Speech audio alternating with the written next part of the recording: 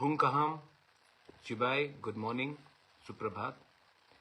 मैं बहुत दिन के बाद आपसे फेसबुक लाइव कर रहा हूँ।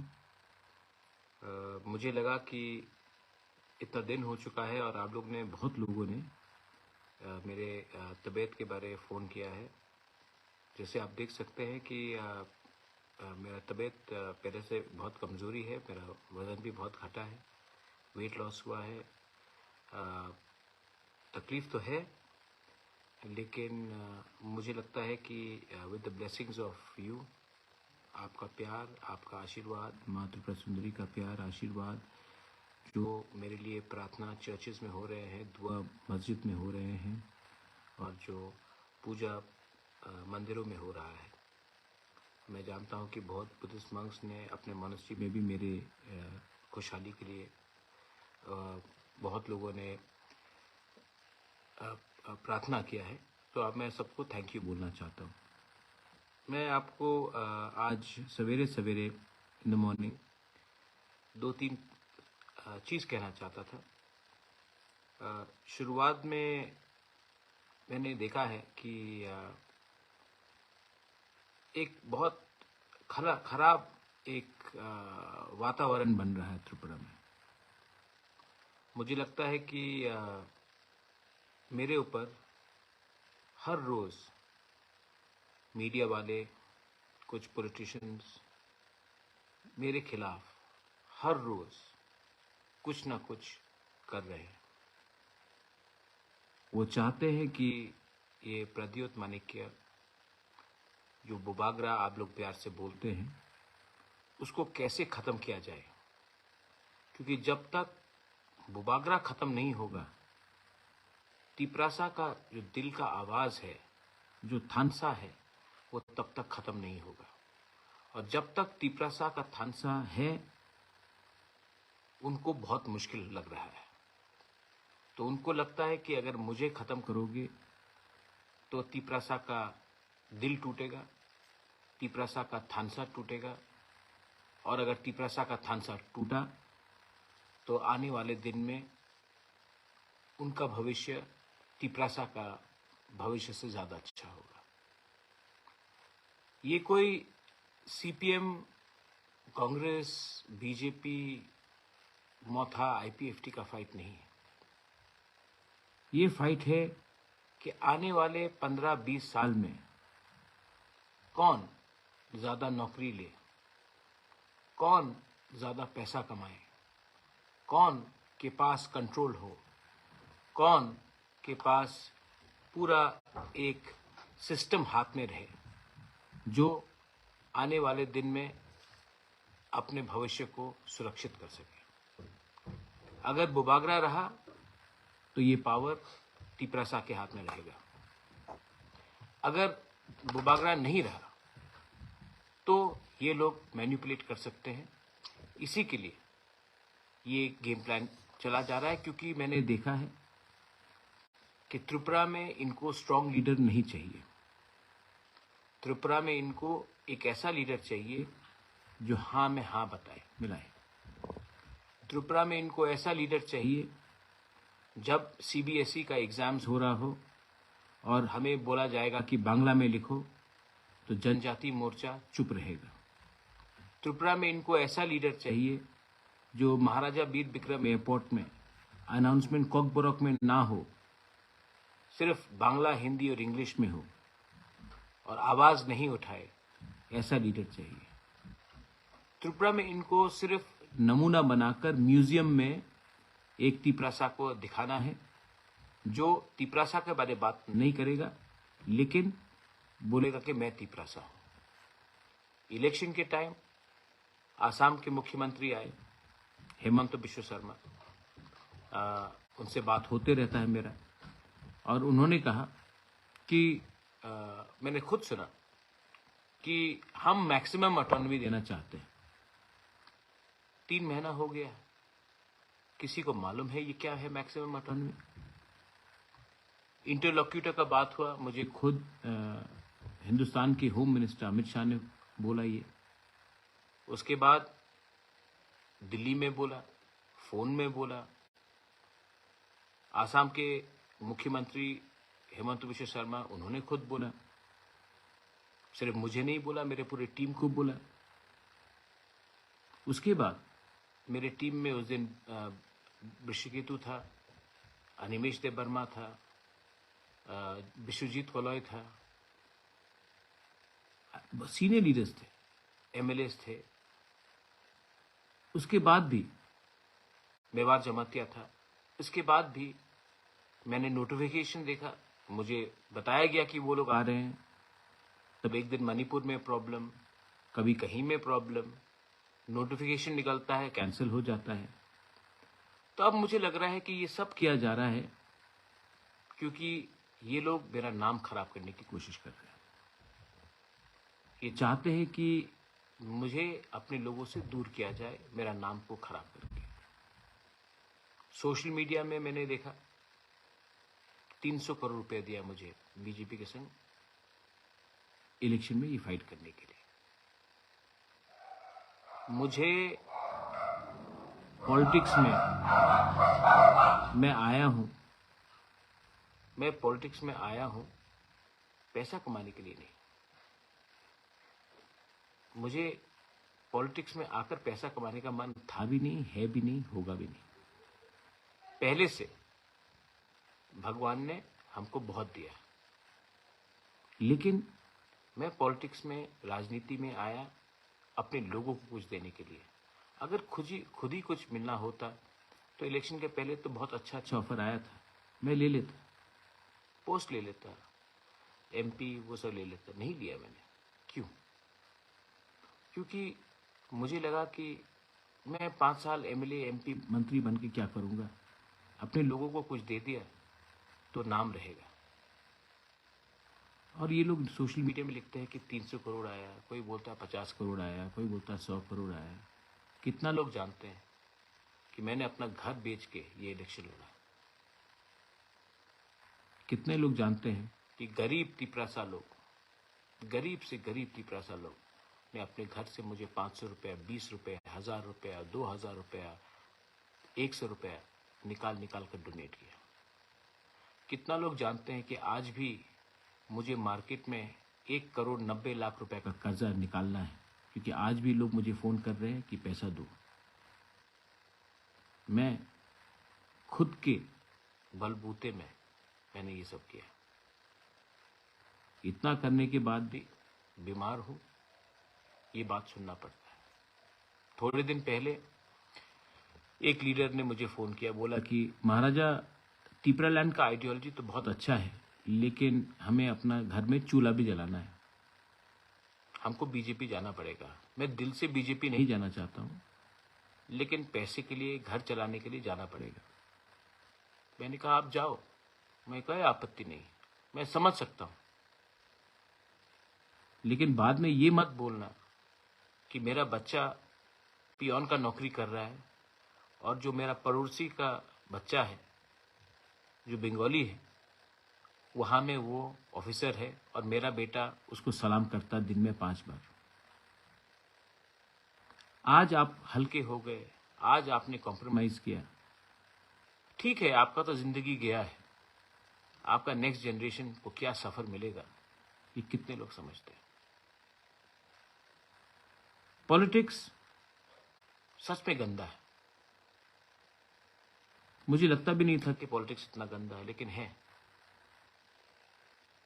लेकिन मैं पॉलिटिशियन के साथ पॉलिटिक्स करना चाहता हूं। अपना जो गरीब तिपरासा है गांव में, उनके साथ नहीं करना चाहता। एडीसी में अभी भी पैसा नहीं आता है। लोग मुझे फोन करते हैं, किसी को 5000 चाहिए, किसी का बच्चा को ट्यूमर हो गया, उसको थोड़ा ट्रीटमेंट चाहिए। कोई फोन करके बोलता है कि स्कूल में एडमिशन दिलवा दो। एडीसी के पास पैसा नहीं, मैं अपने पॉकेट से करता हूं। कब तक करूंगा? कब तक करूंगा? क्या एडीसी को वोटिंग से डेमोक्रेटिकली त्रिपुरा की जनता ने नहीं चुना? चुना ना, तो उनके हाथ में पावर आना चाहिए कि नहीं? नहीं आता, क्योंकि अब ये बात तय हो गया है कि जब मैं ऐसा करके जाऊंगा स्टेट गवर्नमेंट और सेंट्रल गवर्नमेंट के पास, तभी मुझे भीख मिलेगा। अगर मैं अधिकार के लिए मांगने जाऊंगा तो वो दरवाजा बंद कर देते हैं। आपका बुभागरा ने जिंदगी में माँ बाप ने बहुत चीज सिखाया। मुझे माँ बाप ने बहुत चीज सिखाया। महारानी विभू देवी ने, महाराजा कैरेट विक्रम किशोर ने बहुत चीज सिखाया, लेकिन भीख मांगना नहीं सिखाया। मैं अपने अधिकार के लिए, अपने लोगों के अधिकार के लिए आंदोलन कर सकता हूं, लेकिन मैं भीख नहीं मांग सकता। और भीख तो मैं उससे नहीं मांगूंगा, क्योंकि ये जगह का असली मालिक तिपरासा है। और जो आज हमें भीख में कुछ दे रहा है, वही थोड़े दिन पहले बांग्लादेश से आया था।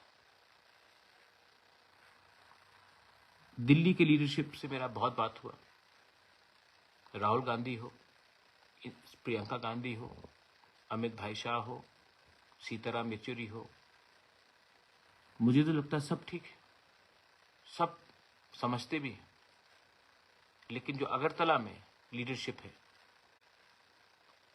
आप क्लियरली देख लीजिए, जनजाति मोर्चा में एक लीडर नहीं है जो कुछ बोल सकता है। जीएमपी में जितेंद्र चौधरी है। सब लोग बोलते कि मैंने अलायंस, ये बात बहुत इंपॉर्टेंट है, मैंने अलायंस सीपीएम का संग किया जितेंद्र चौधरी के खिलाफ कैंडिडेट नहीं देके। नहीं, जितेंद्र बाबू भी जानते हैं। मैंने जितेंद्र बाबू को के खिलाफ कैंडिडेट नहीं दिया क्योंकि मैं चाहता था कि असेंबली में 20 नहीं 21 तिपरासा एमएलएस हो। इनफैक्ट मैंने जितेंद्र बाबू को और एक चीज कहा था आपको, मैंने कहा था कि आप राधाचरण को जनरल एरिया से लड़ाइए जहां पे तिपरासा का पॉपुलेशन ज्यादा है, हम वहां में भी बैक कर देंगे।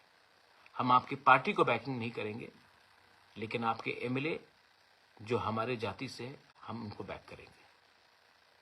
तो सबने कहा क्यों? तो मैंने कहा शिवसेना तो एनडीए में था। जब प्रतिभा पाटिल कांग्रेस का राष्ट्रपति का उसका जब नाम आया, तो बाला साहब ठाकरे ने कहा पार्टी का ऐसी के तैसी, प्रतिभा पाटिल महाराष्ट्रन है, मैं मराठी मानुस हूं, मैं सपोर्ट करूंगा।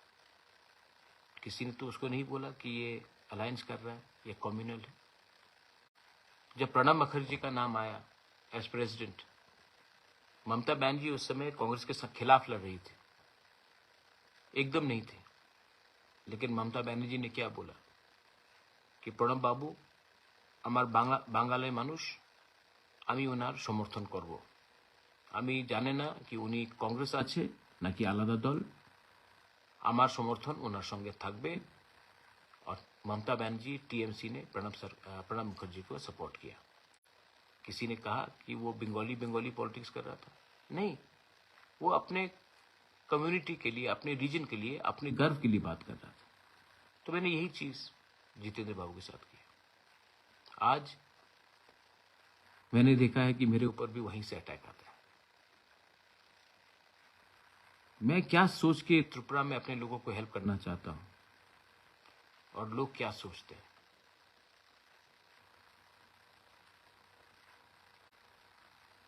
ये कल का बात है। बीजेपी का स्टेट प्लेनरी मीटिंग हुआ। वहां में उनके टॉप लीडर्स ने एक बात कहा कि अब से प्रद्योत माणिक्य को महाराजा ना बुलाया जाए, उनको प्रद्योत बुलाया जाए, बुबागरा ना बुलाया जाए, प्रद्योत बुलाया जाए। पहला बात है कि ये आपका इंटरनल पार्टी का मीटिंग है, संगठन का मीटिंग है। आप संगठन को कैसा ठीक कर सकते हो, क्या करना चाहिए, ये डिस्कस होना चाहिए था। किसी के पर्सनल लाइफ में उनको क्या बोला जाए, क्या ना बोला जाए, ये ठीक नहीं लगता। और मेरे जनजाति लीडर्स जो वहां में बैठे थे, वो चुप रहे। एक शब्द नहीं बोला। तो ठीक है, आज से आप मुझे प्रद्योत बोलकर बुलाइए, मेरे माँ को विभूत बुला के बुलाइए, बेइज्जत कीजिए, मुझे कोई प्रॉब्लम नहीं। मैंने कभी भी नहीं कहा कि आप मुझे महाराजा बुलाओ, मैंने कभी डिमांड नहीं किया, क्योंकि मैं जानता हूं बुबागरा प्रद्योत टिपरासा के दिल के अंदर है, और जो लोग को इससे आपत्ति है वो ये बात नहीं समझ पाएंगे, क्योंकि मैंने अपना खून, अपना जान दिया है अपने लोगों के लिए। बेइज्जती आप कितने बार करोगे?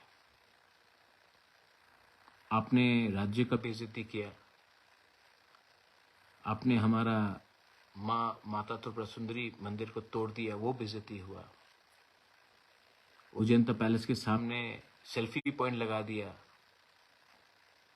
उजैंता पैलेस के सामने में एक महाराजा का स्टैचू नहीं है, अस्तबल को हटाकर विवेकानंद कर दिया,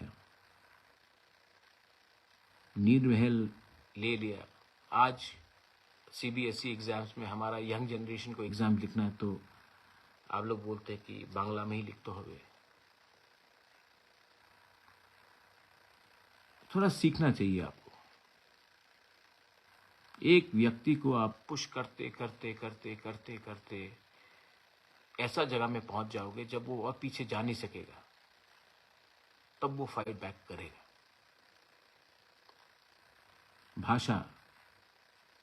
भाषा तो आप सबसे ज्यादा जानते हैं। 50 साल पहले, 52 years ago, जब पाकिस्तान ने ईस्ट पाकिस्तान, जो आज बांग्लादेश है, जब पाकिस्तान ने ईस्ट पाकिस्तान के ऊपर उर्दू भाषा कंपलसरी बना दिया था, इम्पोज करने की कोशिश की थी, तो ईस्ट पाकिस्तान के जो बंगाली भाई ब्रदर सिस्टर्स थे, उन्होंने भाषा आंदोलन शुरू किया, और उसके लिए पाकिस्तान दो टुकड़ा हुआ, एक बांग्लादेश हो गया भाषा के नाम में। आज आपके ऊपर वो अत्याचार हुआ था बांग्लादेश में पाकिस्तान से, आज वही अत्याचार हमारे ऊपर भी थोपा जा रहा है। ये क्या सही बात है? अगर कॉकबोरोक में अनाउंसमेंट हो गया एयरपोर्ट में तो किसी का कुछ नुकसान होता है, रेलवे स्टेशन में तो हो रहा है। तो ये सब बात है, कोई हठात से नहीं उठता। इंटरक्यूलेटर आएगा, बात होगा। मैंने अपना स्टांस क्लियर कर दिया है कि मेरी टीम जाके मिलेगी, मैं नहीं मिलूंगा, क्योंकि ताली दो हाथ से बजता है। और अब मुझे जो एटीट्यूड लग रहा है, मुझे नहीं लगता है कि स्टेट गवर्नमेंट का एटीट्यूड हमारे तरफ ठीक है। अगर ठीक होता तो मैं जो कल मैंने बात सुना है वो सुनाई नहीं दिया पड़ता। गलती हुई है, मुझसे भी हुई है, बीजेपी से भी हुई है, सीपीएम से भी हुई है, कांग्रेस से भी हुई है। मैं सबसे बात करूंगा। और धनपुर में जो बाई इलेक्शन होगा, मेरा मानना है कि मानिक सरकार जी, आप थोड़ा सा चुप बैठिए, क्योंकि आप 5 साल में as a leader of the opposition आपने कुछ नहीं किया, तो थोड़ा चुप बैठिए और हम तैयारी करते हैं कि धनपुर इलेक्शन में कैसे हम लोग जीतेंगे। शांति से बैठकर बात करके 1:1 कॉन्टेस्ट करके कैसे जीतेंगे, क्योंकि मैं समझ चुका हूं जहां में तिपरा मोथा का चांस नहीं है जीतने का, तिपरा मोथा को कैंडिडेट नहीं देना चाहिए। और आप भी समझ जाइए, जैसे बागमा, शांतिर बाजार, छामानू, कृष्णपुर, जहां में आपका कोई चांस नहीं था जीतने का, आप भी वहां में कैंडिडेट अब आगे में मत दीजिए। कॉन्टेस्ट को 1:1 कीजिए। लोकसभा भी सामने है। ऑपोजिशन को एक दूसरे से झगड़ कर कुछ नहीं मिलेगा। ऑपोजिशन को पर्सनल हेट्रेड को छोड़कर लार्जर इंटरेस्ट को देखना पड़ेगा। मैं आप सबसे मिलूंगा। आज मुझे लगा कि मैं आपसे बात करूं, रीच आउट करूं। बहुत लोग बीजेपी में जाने की कोशिश कर रहे हैं क्योंकि उनको रेगा मिलेगा, उनको नौकरी मिलेगा। मैं आपको एक बात बोलना चाहता हूं, जिसको रेगा चाहिए, जिसको नौकरी चाहिए, जिसको टिकट चाहिए, आप लोग जाइए। मैं आपसे नाराज नहीं हूं। जाइए, रेगा लीजिए, नौकरी लीजिए, खुश रहिए अपने परिवार में, लेकिन आपके दिल के अंदर ना आप कभी खुश नहीं रहेंगे। और जो गवर्नमेंट अपने ही लोगों को बोलता है कि तुम अगर हमारे साथ नहीं आओगे तो तुमको रेगा नहीं मिलेगा, तुमको नौकरी नहीं मिलेगा, वो गवर्नमेंट नहीं है, वो दलाल है। पार्टी के नाम में नौकरी किसी को दिलवाना वो दलाली है। मोदी जी, आप तो 140 करोड़ हिंदुस्तानियों के प्राइम मिनिस्टर हैं, तो फिर स्टेट गवर्नमेंट को बताइए कि जिन्होंने वोट नहीं किया, क्योंकि बीजेपी को सिर्फ 39% वोट मिला है, 61% ऑफ त्रिपुरा ने बीजेपी को वोट नहीं किया, तो क्या आप वो 61% को काट के अलग करके त्रिपुरा चलाना चाहते हैं? ये असंभव है, ये असंभव है। फिर से गौर कीजिए और अपने महारथियों को जो अगरतला में बैठकर कारोबार और अपना एडमिनिस्ट्रेशन चला रहे हैं, उनको बोलिए कि दुश्मनी छोटे से छोटे लोग से भी भारी पड़ता है। हम यहां में किसी से झगड़ने नहीं आए हैं। हमारा डिमांड ग्रेटर त्रिपुरा लैंड का with in the constitutional framework, constitutional solution greater Tripura land का है। और मैं आपको बोल रहा हूं कि ये डिमांड कहीं भी जाने वाला नहीं है। मैं बहुत कमजोर हूं। डॉक्टर ने बहुत चीज किया है कि मत करो, वो नहीं करो। I am very tired. लेकिन जब मेरा आखिरी सांस निकलेगा ना, तो वो आखिरी सांस भी हमारा त्रिपुरा सा का फाइनल सोल्यूशन के लिए होगा फॉर ग्रेटर त्रिपुरा लैंड। और जो लोग बोलते हैं कि I love you Bubagra, Bubagra I love you, Bubagra I club थम, मैं आपसे एक बात बोलना चाहता हूं। पिछले 4 महीने में हर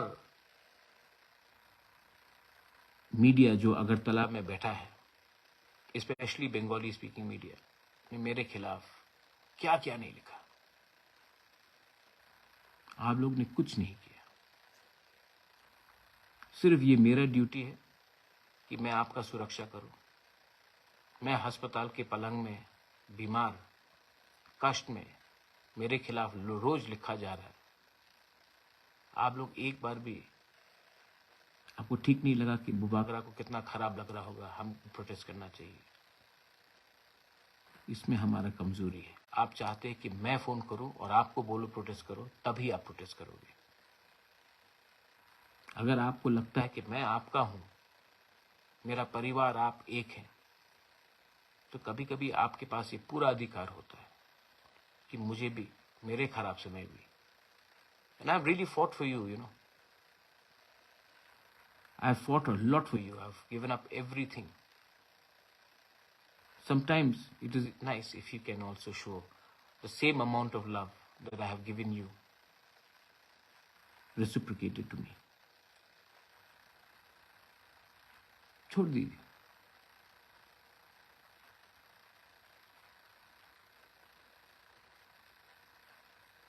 आज दिल से मैंने बात किया। टाइगर जिंदा है, और जो टाइगर बीमार है ना, वो ज्यादा डेंजरस होता है। अब मैं देखूंगा, हमारे पास धनपुर का चांस है और लोकसभा का चांस है, और लोकसभा में तो एक ऐसा आदमी को भेजना है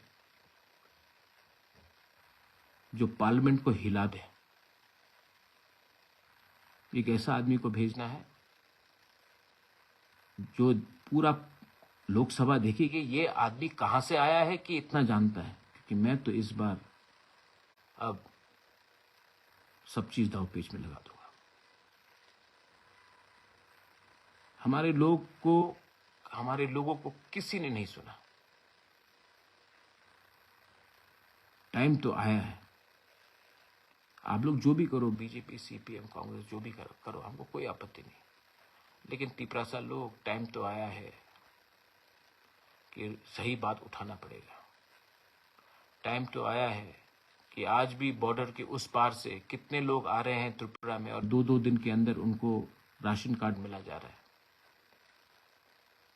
टाइम तो आ गया है बोलने के लिए कि आपके पास पुलिस फोर्स है, लेकिन ड्रग्स तभी भी अंदर आते रहता है त्रिपुरा में। टाइम तो आ गया है कि इलेक्शन जीतने के लिए तिपरासा एरियाज में, एसटी सीट्स में किन लोगों को सेटल किया जा रहा है। ये सब बात आप लोग जानते हैं, और अब मैं चुप नहीं बैठूंगा। लेकिन इस आंदोलन में आपको मेरा साथ देना पड़ेगा। I love all of you all. You've been so nice to me. I love all of you all. Mwah. To all my mothers and sisters, to all my warriors, to everyone. And I even love those who don't like me, जो मेरे Facebook में आके बोलता है interlocutor कहाँ गया, interlocutor कहाँ गया, इंटरलोकेटर कहाँ गया। ये सवाल आप जाके जिस दिन आ गया तो आप क्या करेंगे।